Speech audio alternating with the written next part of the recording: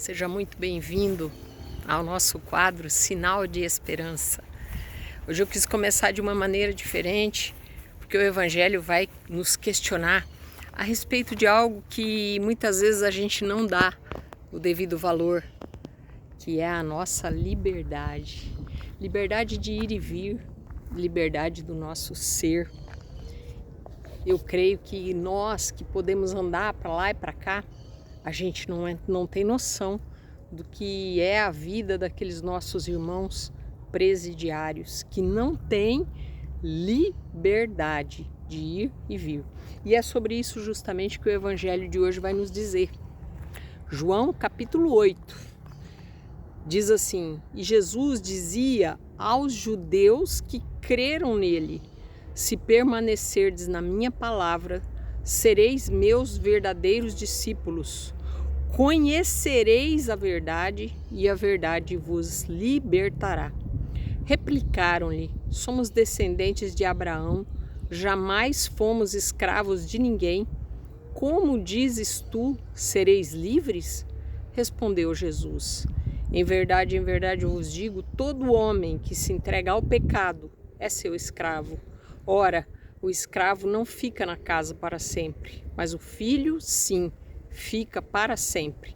Se, portanto, o filho vos libertar, sereis verdadeiramente livres. E o Evangelho ainda continua mais um pouco, porque eles continuam questionando, mas eu quero me atentar aqui, nesse pedaço.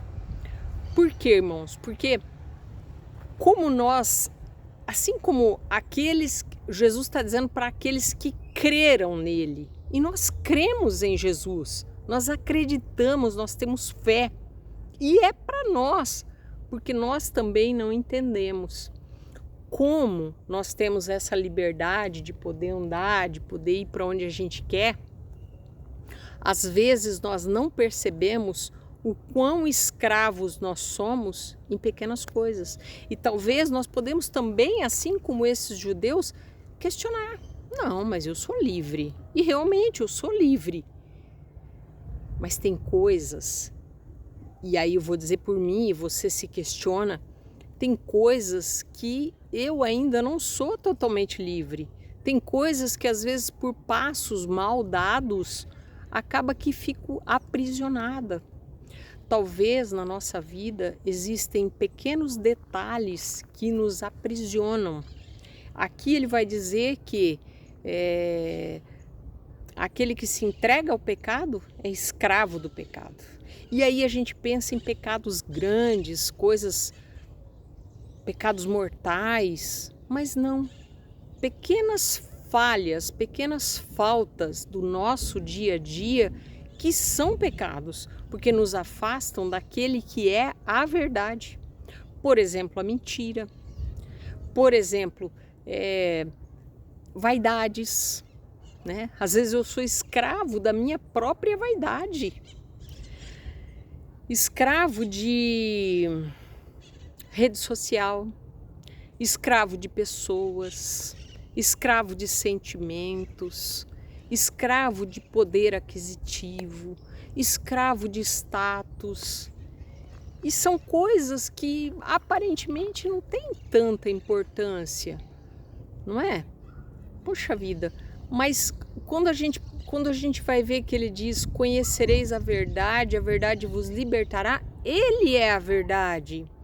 E quando a gente tem uma outra coisa que acaba nos aprisionando, é porque não é ele a verdade absoluta que está sendo o Senhor da nossa vida. Tem outras coisas se infiltrando, roubando o espaço dele na nossa vida e nos fazendo dependentes. Percebe como a palavra de Deus é linda? Porque ela vem para dizer para mim: abre o olho, acorda, acorda. Sabe?